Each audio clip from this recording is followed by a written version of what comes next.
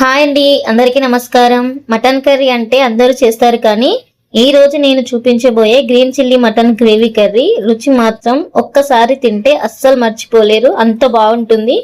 ఈ mutton curry కోసం ఎర్రకారం అసలు అవసరమే లేదండి.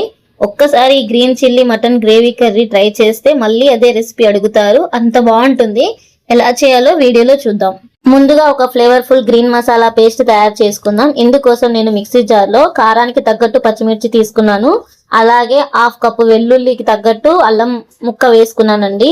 కొత్తిమీర తర్వాత పుదీనా వేసి మెత్తగా ఈ విధంగా గ్రైండ్ చేసుకోండి.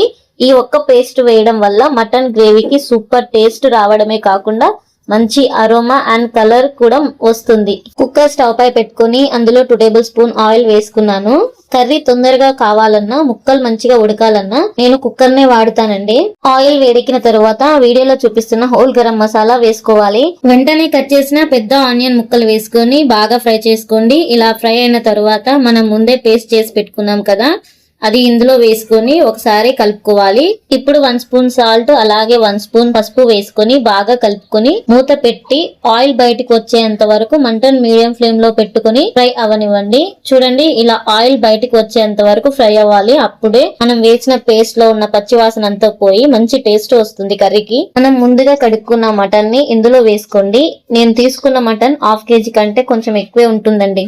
ఈ విధంగా మసాలా పేస్ట్ అంతా ముక్కలకు పట్టేటట్లు బాగా కలపండి. తర్వాత మూత పెట్టి మటన్ లో ఉన్న వాటర్ ఒక 50% ఎవాపరేట్ అయ్యే వరకు మటన్ ని హై ఫ్లేమ్ లో పెట్టి ఉడికించుకోండి.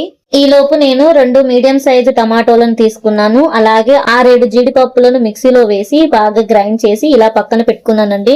ఇప్పుడు కుక్కర్ మూత తీసి చూడండి, ఇలా 50% వాటర్ తగ్గినాక నేను జీలకర్ర మెంతి పిండి 1 స్పూన్ వేసుకుంటున్నాను.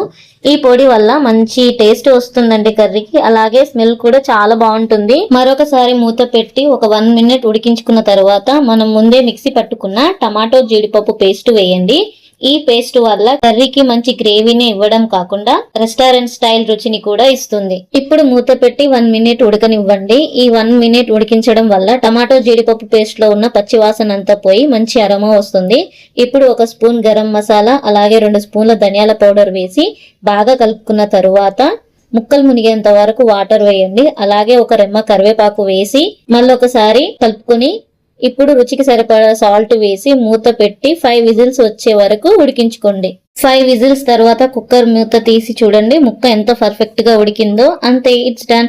ఫైనల్ గా దించే ముందు గుప్పెడు కొత్తిమీర వేసుకొని స్టవ్ ఆఫ్ చేసి వేడివేడి అన్నంలో సర్వ్ చేసుకొని తింటే ఉంది. ఆహా, రుచి అద్భుతం అండి, మాటల్లో చెప్పలేను, అంత బాగుంది. మీరు ట్రై చేసి ఏ విధంగా వచ్చిందో కమెంట్ చేయండి. మరిన్ని వీడియోస్ కోసం నా ఛానల్ ని సబ్స్క్రైబ్ చేసుకోండి. అలాగే ఈ వీడియో మీకు నచ్చినట్లయితే లైక్ చేయండి.